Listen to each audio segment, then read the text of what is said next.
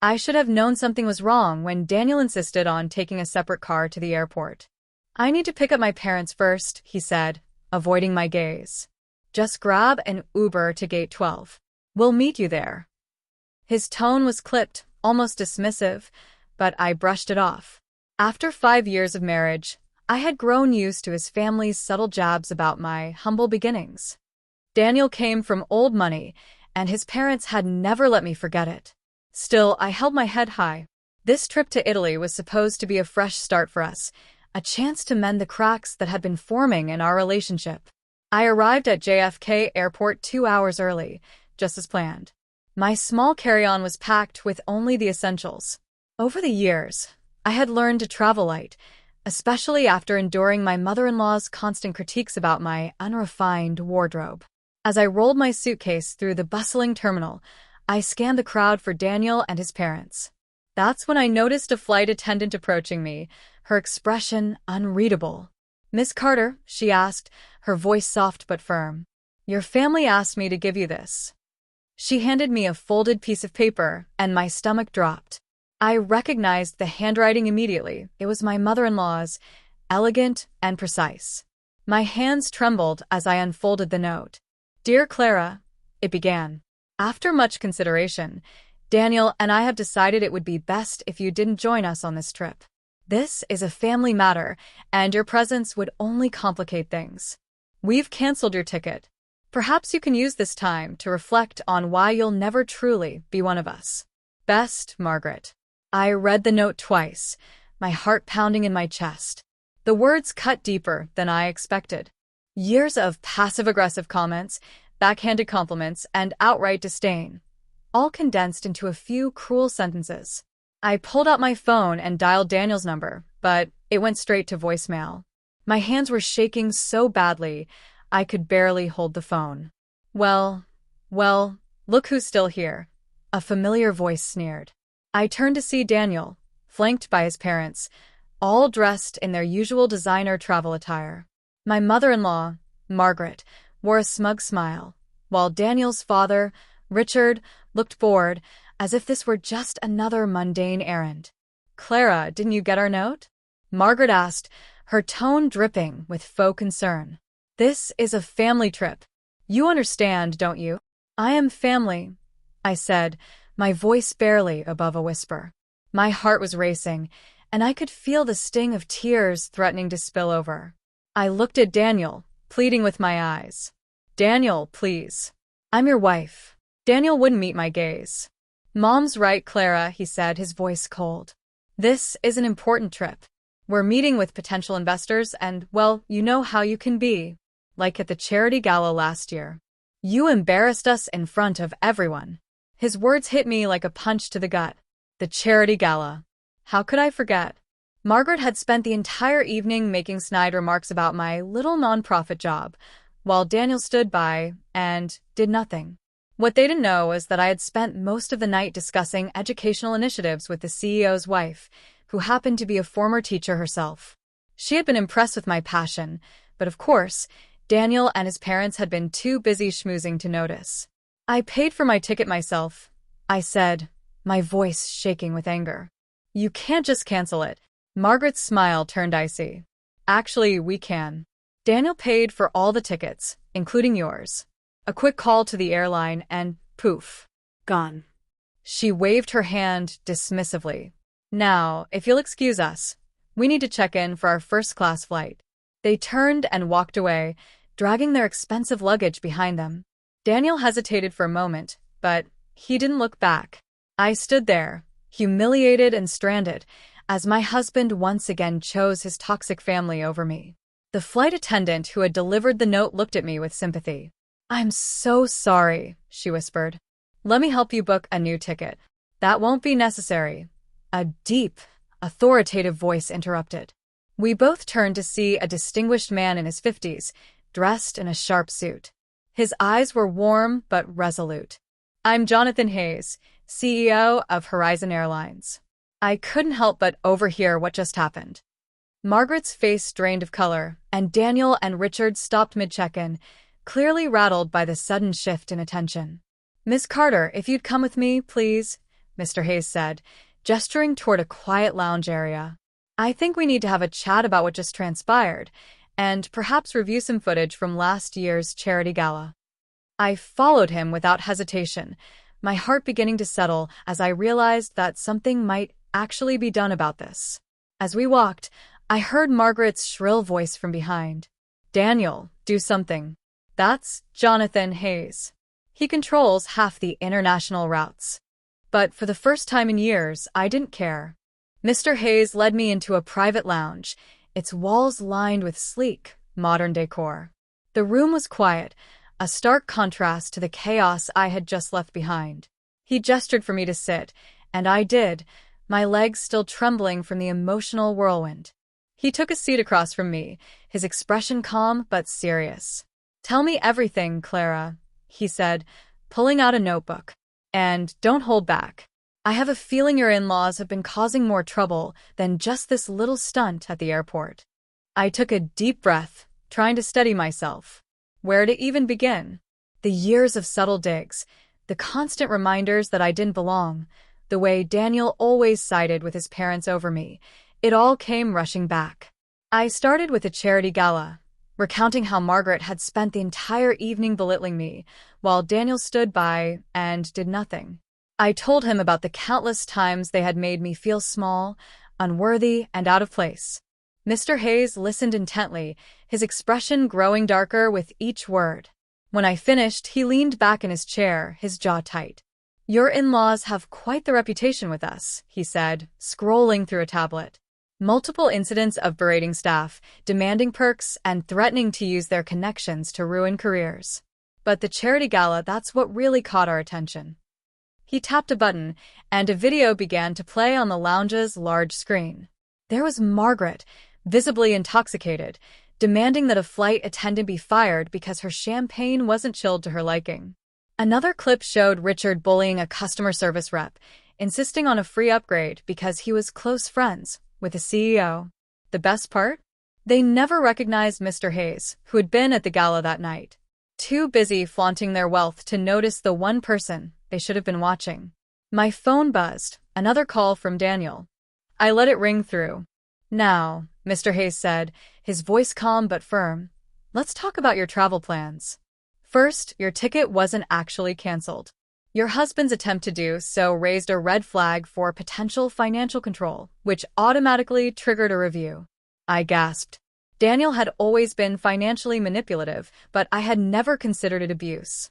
Furthermore, Mr. Hayes continued, I'm upgrading you to real first class, not the hybrid business first seat your in-laws book to make themselves look wealthier than they actually are. And as for them. He pressed a button, activating the intercom. Actually, Mrs. Davidson, his voice echoed through the terminal, we know exactly who you are. Your family's booking privileges with Horizon Airlines have been suspended pending review. Your first-class tickets have been canceled, and you're receiving a refund in airline credit, which you can't use until your suspension is cleared in approximately 1 year. The look on Margaret's face was priceless. She whipped around, saw me through the glass, and turned an impressive shade of crimson. Daniel started to move toward the lounge, but security quickly intercepted him. One more thing, Mr. Hayes added, speaking into the intercom again. We've shared our concerns about your behavior with our partner airlines. I believe you'll find your travel options significantly limited. Richard's face contorted in anger.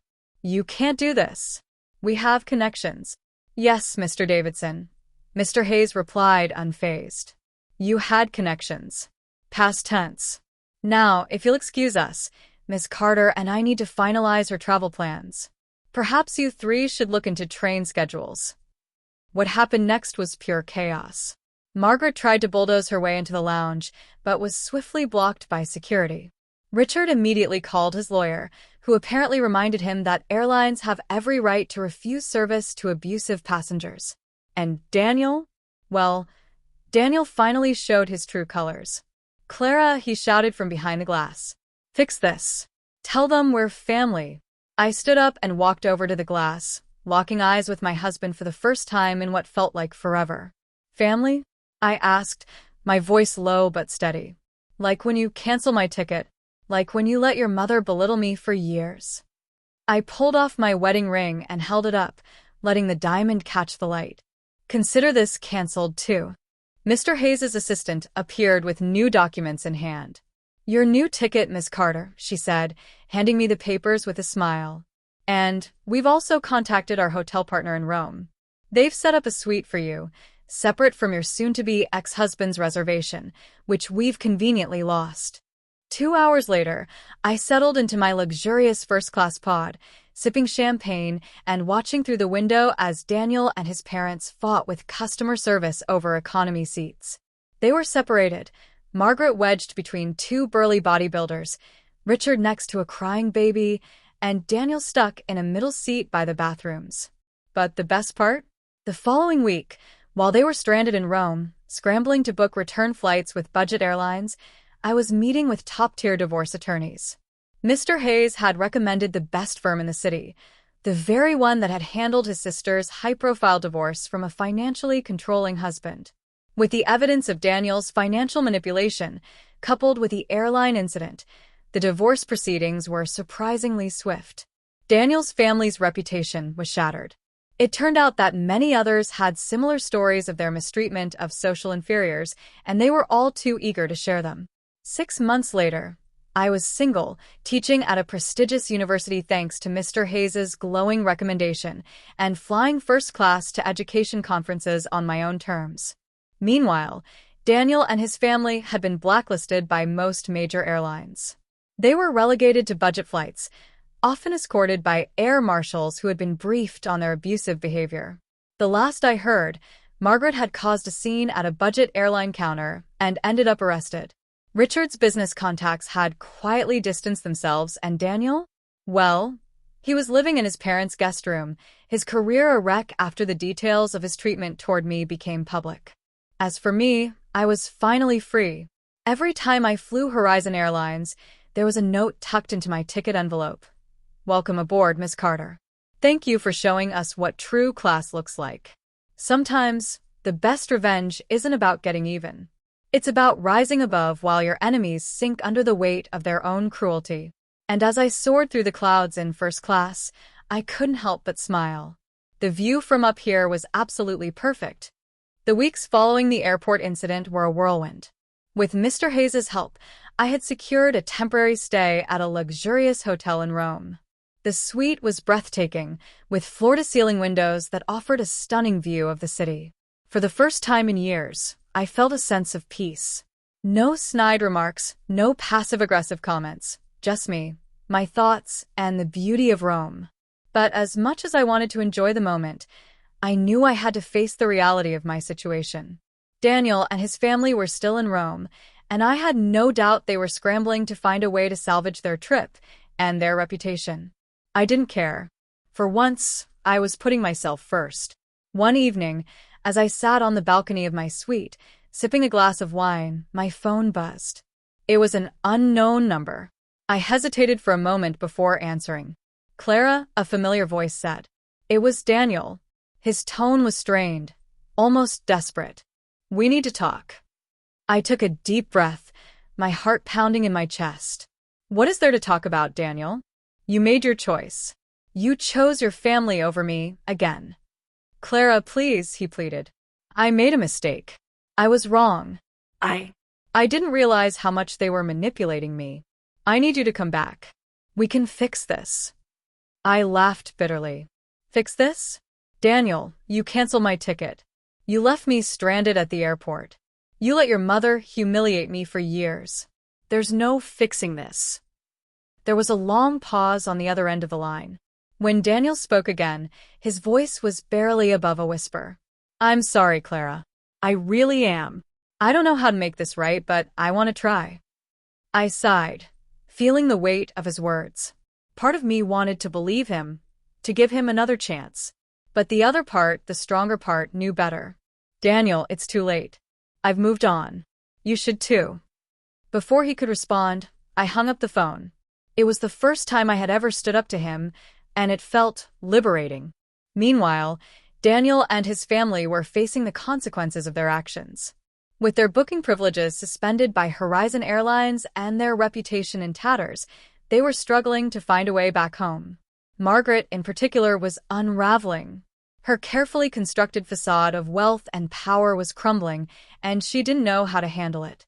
I heard through the grapevine that Margaret had caused a scene at a budget airline counter, demanding to speak to the manager and threatening to sue the airline for discrimination.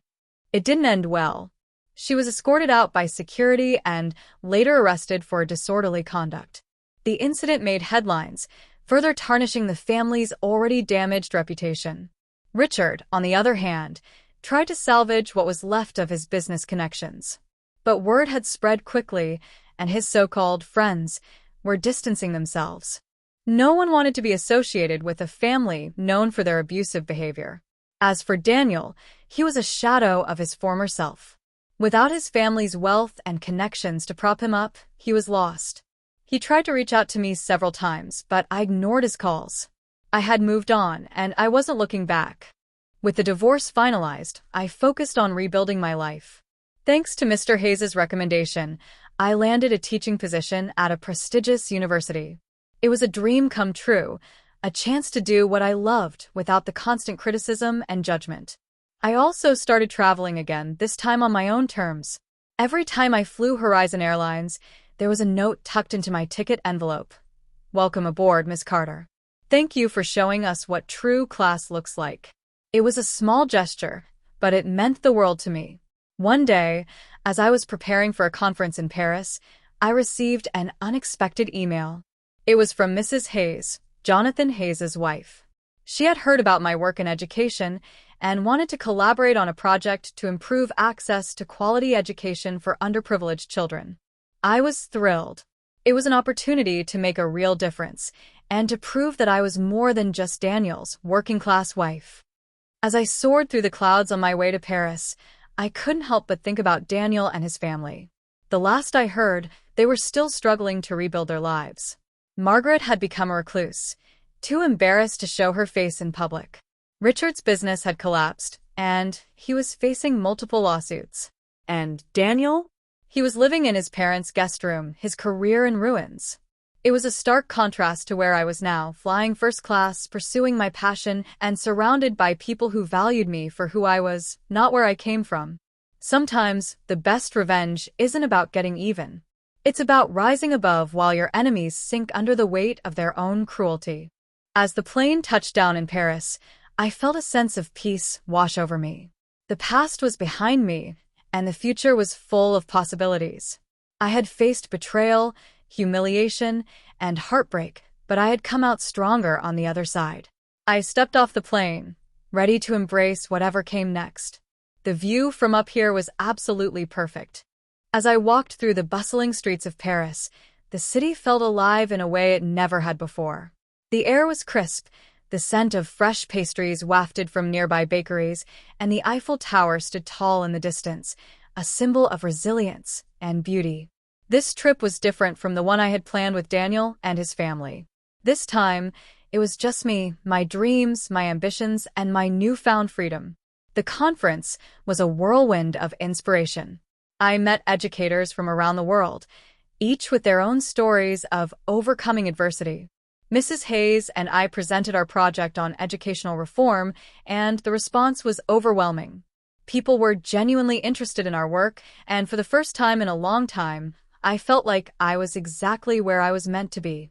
One evening, after a long day of panels and discussions, I found myself sitting at a quaint cafe near the Seine. The sun was setting, casting a golden glow over the city. I sipped my coffee, lost in thought, when my phone buzzed. It was a message from an old friend, Sarah, whom I hadn't spoken to in years.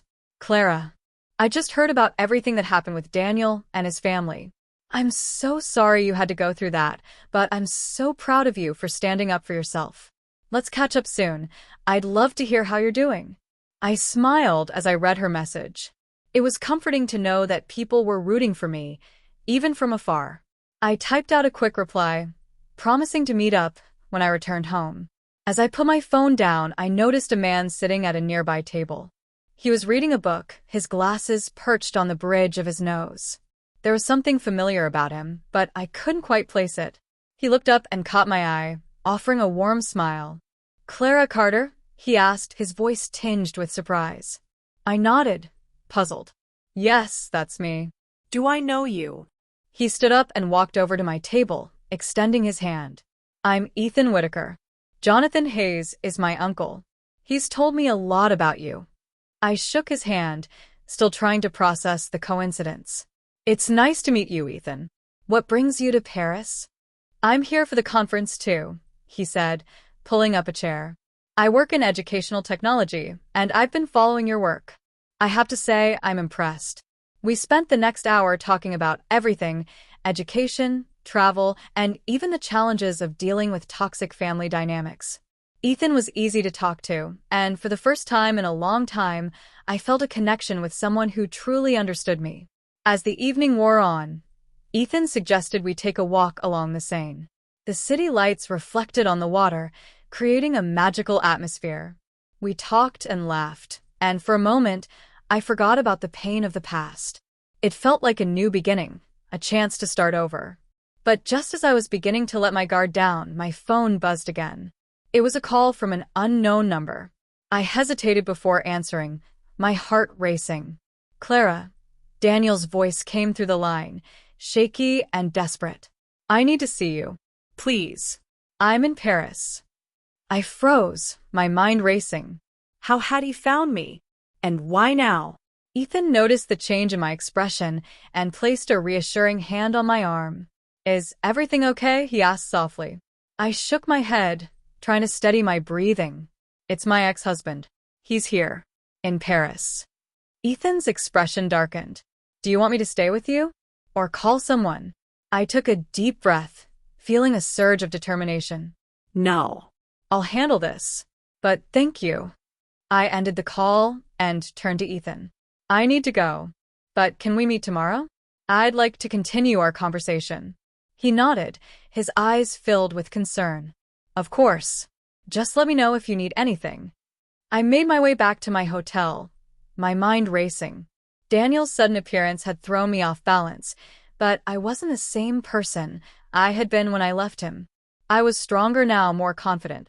And I wasn't going to let him disrupt my peace. When I arrived at the hotel, Daniel was waiting in the lobby. He looked disheveled, his suit wrinkled, and his hair unkempt. His eyes lit up when he saw me, but I kept my expression neutral.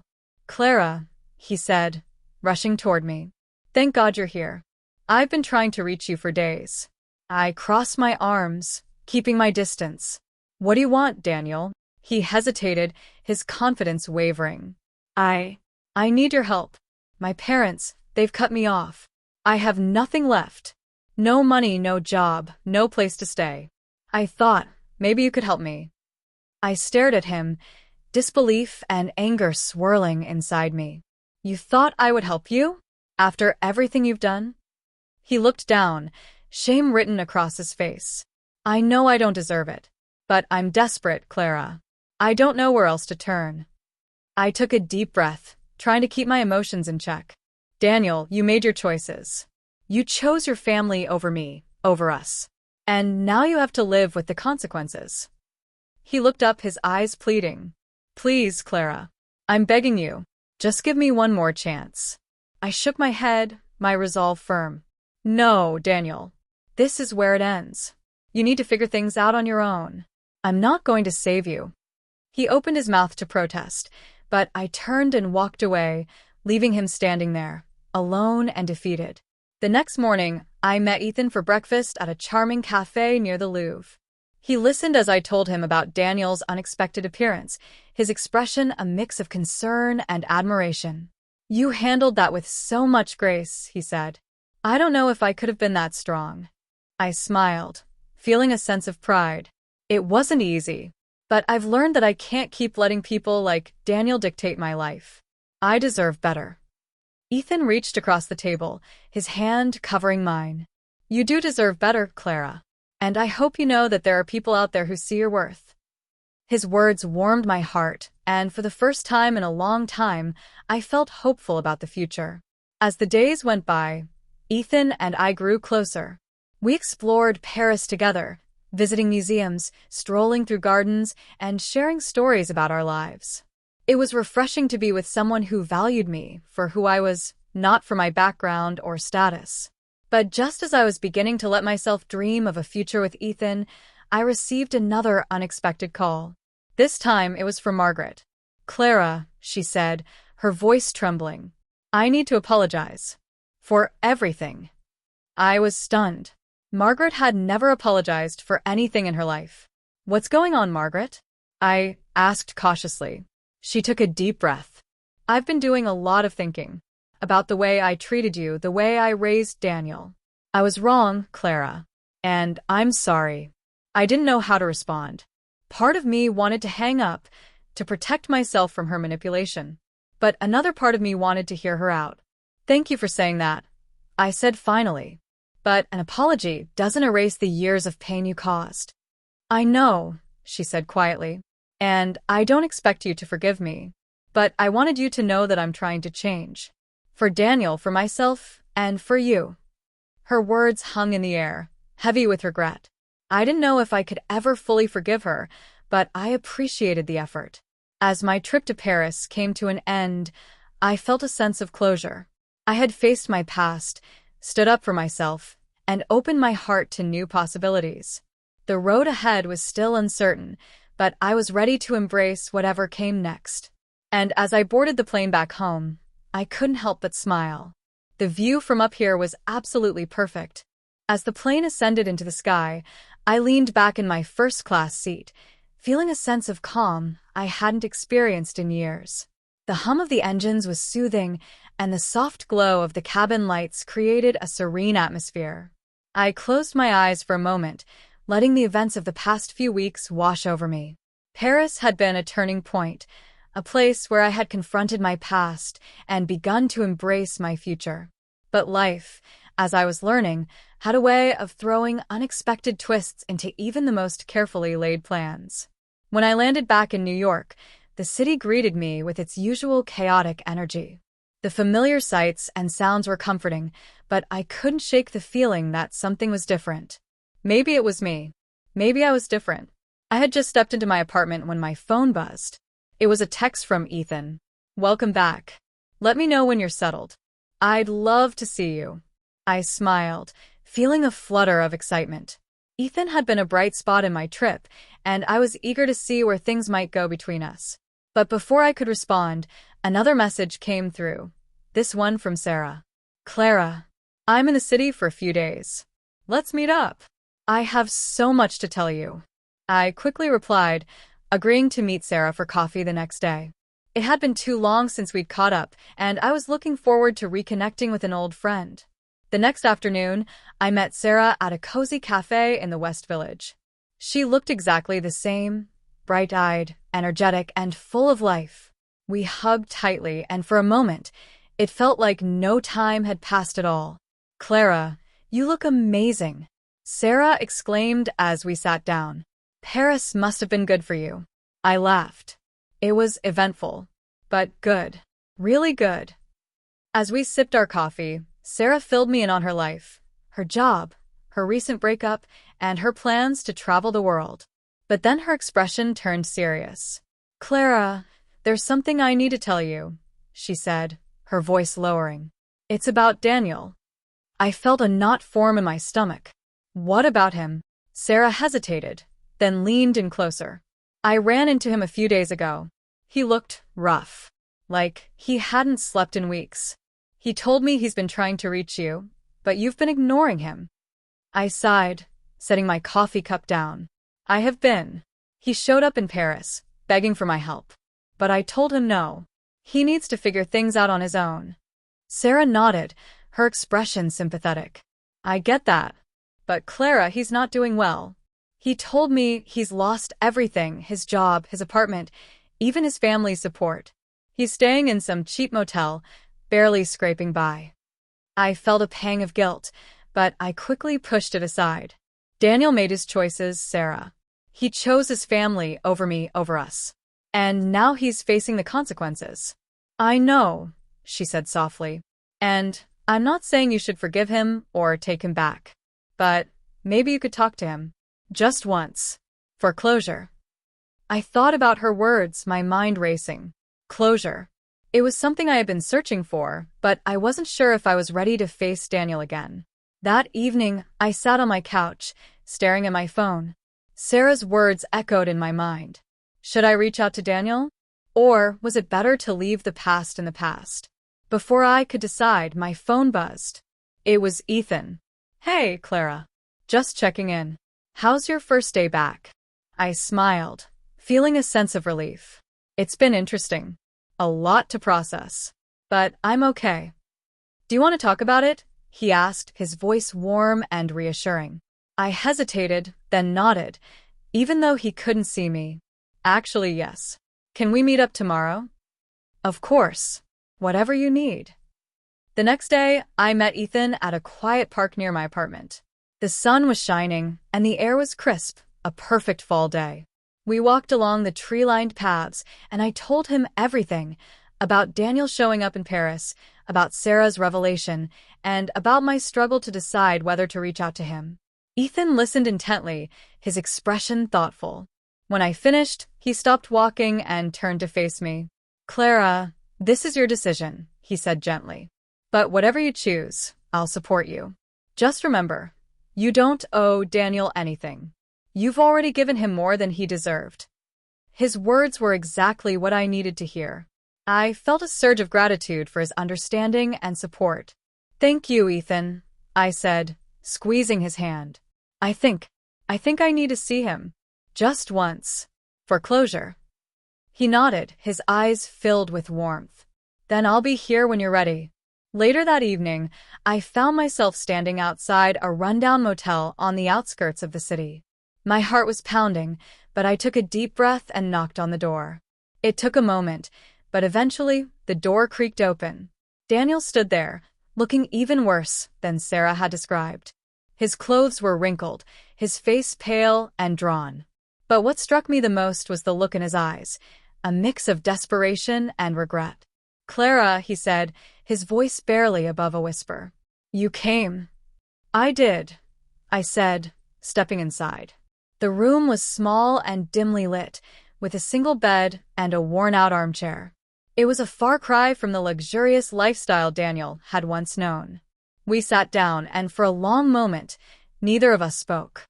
Finally, Daniel broke the silence. I'm sorry, Clara, he said, his voice trembling. For everything. I was wrong. I let my family control me, and I hurt you in the process. I don't expect you to forgive me, but I needed you to know that I'm sorry. I looked at him, my heart aching with a mix of emotions. Thank you for saying that, Daniel. But an apology doesn't erase the past. It doesn't change what happened. I know, he said, his eyes filling with tears. And I don't expect it to. But I'm trying to change, Clara. I'm trying to be better. I took a deep breath, feeling a sense of closure wash over me. I hope you do, Daniel. For your sake. But this is where it ends for us. I've moved on, and I need you to do the same. He nodded, his shoulders slumping in defeat. I understand. And thank you, Clara, for giving me this chance to say what I needed to say. I stood up, feeling a sense of finality. Take care of yourself, Daniel. As I walked out of the motel and into the cool night air, I felt a weight lift off my shoulders. I had faced my past, and now I was ready to embrace my future. The next few weeks were a whirlwind of new opportunities and fresh starts. Ethan and I grew closer, and I found myself opening up to him in ways I hadn't with anyone else. He was kind, understanding, and supportive, everything I had ever wanted in a partner. Meanwhile, I threw myself into my work, collaborating with Mrs. Hayes on our educational reform project. It was fulfilling work, and I felt like I was making a real difference in the world. As for Daniel, I heard through the grapevine that he had started therapy and was working to rebuild his life. It wasn't my place to be involved, but I was glad to hear he was taking steps toward healing. One evening, as I stood on the balcony of my apartment, looking out at the city skyline, I felt a sense of peace wash over me. The journey had been long and difficult, but I had come out stronger on the other side. Ethan joined me, wrapping his arm around my shoulders. You okay? He asked softly. I nodded, leaning into him. I am. More than okay, actually. I feel free. He smiled, pressing a kiss to the top of my head. You deserve to be happy, Clara. And I'm so glad I get to be a part of your journey. As I looked out at the city lights, I couldn't help but smile. The view from here was absolutely perfect. As the days turned into weeks, life began to settle into a new rhythm. Ethan and I spent more time together, exploring the city, sharing meals, and talking late into the night. It was easy with him, natural and forced. For the first time in a long time, I felt like I could truly be myself. There were no pretenses, no expectations. Just two people getting to know each other, slowly and steadily. But even as I embraced this new chapter, I couldn't shake the feeling that something was still unresolved. Daniel's apology had given me closure, but there was one person I hadn't confronted yet, Margaret. One Saturday morning, as I was preparing for a meeting with Mrs. Hayes, my doorbell rang. I wasn't expecting anyone, so I hesitated before opening the door. When I did, I was shocked to see Margaret standing there. She looked different, smaller, almost fragile. Her usual air of superiority was gone, replaced by a quiet vulnerability. She clutched her handbag tightly, her knuckles white. "Clara," she said, her voice trembling. "May I come in?" I stepped aside, too stunned to refuse. She walked into my apartment, her eyes scanning the room. It was modest compared to the opulent home she was used to, but it was mine a reflection of who I was, not who she thought I should be. We sat down in the living room, an awkward silence hanging between us. Finally, Margaret broke it. "I know I have no right to be here," she said, her voice barely above a whisper. "But I needed to see you, to apologize." I folded my hands in my lap, trying to steady my racing heart. "You already apologized over the phone, Margaret. What more is there to say?" She shook her head, tears welling in her eyes. "No, Clara, that wasn't enough. I need you to understand how sorry I am. For everything. For the way I treated you, for the way I raised Daniel, for the way I let my own insecurities dictate my actions." I was taken aback. This was a side of Margaret I had never seen before, raw, honest, and vulnerable. It was disarming. "Margaret," I said softly, "why now? Why are you really here?" She took a deep breath, her hands trembling as she clutched her bag.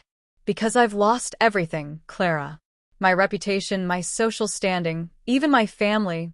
Daniel barely speaks to me, and Richard, well, he's filed for divorce." I felt a pang of sympathy, but I quickly pushed it aside. Margaret had made her choices, just as I had made mine. "I'm sorry to hear that," I said carefully. "But I'm not sure what you expect from me." She looked up, her eyes filled with desperation. "I don't expect anything, Clara. I need you to know that I see you now. Really see you. And I'm sorry it took me so long." Her words hung in the air, heavy with regret. I didn't know how to respond. Part of me wanted to forgive her, to let go of the anger and pain she had caused. But another part of me was still guarded, unwilling to let her back into my life. "Thank you for saying that," I said finally. "But forgiveness, it's not something I can give you right now. Maybe not ever." She nodded, her shoulders slumping in defeat. "I understand. And I don't blame you. I needed you to know." We sat in silence for a moment, the weight of her words settling between us. Finally, Margaret stood up, smoothing her skirt. "I'll go now," she said, her voice barely above a whisper. "Thank you for hearing me out." As she walked to the door, I felt a surge of emotion, anger, sadness, and something else I couldn't quite name. Before she left, I spoke. "Margaret," I said, my voice steady, "I hope you find peace. But this is where it ends for us." She nodded, tears streaming down her face. "I understand. Take care, Clara." And with that, she was gone. After Margaret left, I sat on the couch, my mind racing. Her visit had stirred up emotions I thought I had buried, but it also gave me a sense of closure.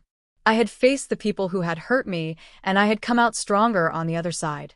Ethan called later that evening, sensing that something was off. I told him about Margaret's visit, and he listened quietly, offering support without judgment. "You're incredible, Clara," he said when I finished. "Not many people could handle that with as much grace as you did." I smiled, feeling a sense of pride. Thank you, Ethan. That means a lot. A few weeks later, I received an unexpected email. It was from a prestigious educational foundation, inviting me to speak at their annual conference. The topic? Overcoming adversity and finding your voice. I was thrilled. It was an incredible opportunity, and I knew it was a direct result of the work I had been doing with Mrs. Hayes. But it also felt like a validation of everything I had been through, a reminder that my struggles had shaped me into the person I was today. Ethan was the first person I told. He was just as excited as I was, offering to help me prepare for the presentation. "You're going to be amazing," he said, his eyes shining with pride. "I can't wait to see you up there, sharing your story." The day of the conference arrived, and I stood backstage, my heart pounding. The room was filled with educators, policymakers, and thought leaders, people who had the power to make real change in the world. And I was about to share my story with them. As I walked onto the stage, the spotlight shining down on me, I felt a surge of confidence. I looked out at the audience, took a deep breath, and began to speak. "My journey hasn't been easy," I said, my voice steady. "I've faced betrayal, humiliation, and heartbreak. But I've also learned that adversity doesn't define you, it refines you. It teaches you to stand up for yourself, to find your voice, and to rise above the challenges that life throws your way." The audience was captivated, hanging on my every word. As I shared my story, I felt a sense of empowerment, a reminder that I had overcome so much and come out stronger on the other side. When I finished, the room erupted into applause. I stepped off the stage, feeling a sense of accomplishment I had never experienced before. Ethan was waiting for me backstage, a bouquet of flowers in his hands. "You are incredible," he said, pulling me into a hug. "I'm so proud of you." I smiled, feeling a sense of gratitude for his support. Thank you, Ethan. "I couldn't have done this without you." As the weeks turned into months, life continued to move forward. Ethan and I grew closer, and I found myself falling for him in ways I hadn't expected. He was kind, supportive, and understanding, everything I had ever wanted in a partner. Meanwhile, my career was thriving. The conference had opened doors I never thought possible, and I was invited to speak at events around the country. It was fulfilling work, and I felt like I was making a real difference in the world. As for Daniel and Margaret, I heard through the grapevine that they were both working to rebuild their lives. Daniel had started therapy and was trying to mend his relationship with his father, while Margaret had moved to a small town, far away from the social circles she had once dominated. It wasn't my place to be involved in their lives anymore, but I was glad to hear they were taking steps toward healing. One evening, as I stood on the balcony of my apartment, looking out at the city skyline, I felt a sense of peace wash over me. The journey had been long and difficult, but I had come out stronger on the other side. Ethan joined me, wrapping his arm around my shoulders. "You okay?" he asked softly. I nodded, leaning into him. "I am. More than okay, actually. I feel free." He smiled, pressing a kiss to the top of my head. "You deserve to be happy, Clara. And I'm so glad I get to be a part of your journey." As I looked out at the city lights, I couldn't help but smile. The view from here was absolutely perfect. As the months turned into a year, life continued to unfold in ways I could never have imagined. The scars of the past were still there, but they no longer defined me. Instead, they served as reminders of how far I had come and the strength I had found within myself. Ethan and I grew closer, our relationship deepening with each passing day. He was my rock, my confidant, and my biggest supporter. Together, we navigated the ups and downs of life, building a partnership based on trust, respect, and love. One evening, as we sat on the balcony of my apartment, watching the sunset, Ethan turned to me with a serious expression. "Clara," he said, taking my hand in his. "There's something I've been wanting to ask you." My heart skipped a beat. "What is it?" He reached into his pocket and pulled out a small velvet box. My breath caught in my throat as he opened it to reveal a beautiful diamond ring. Clara Carter, he said, his voice filled with emotion. You've changed my life in ways I never thought possible. Will you marry me?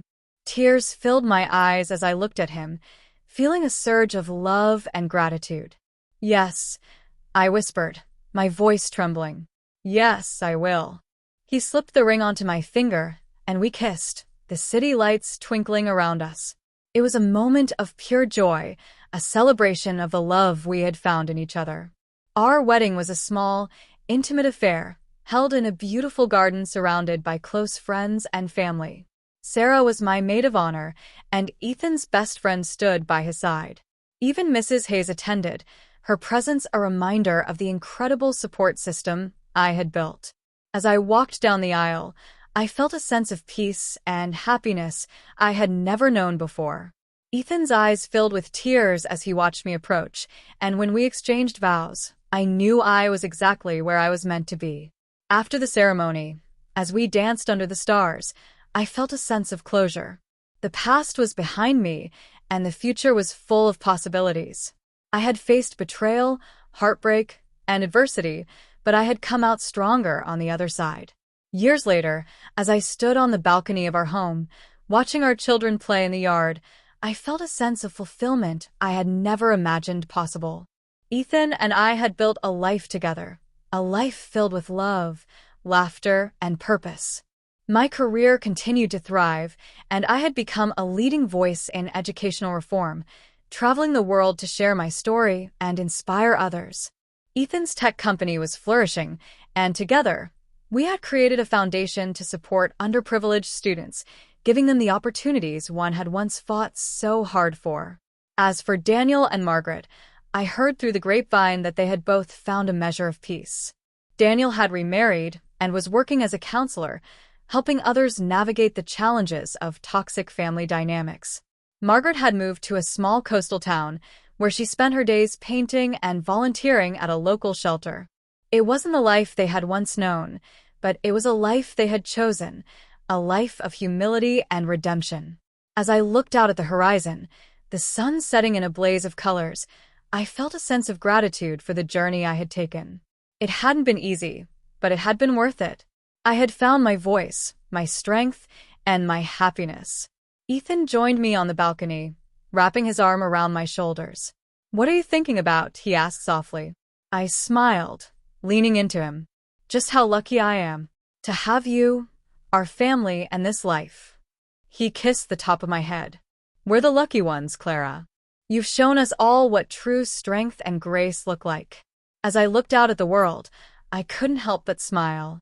The view from here was absolutely perfect.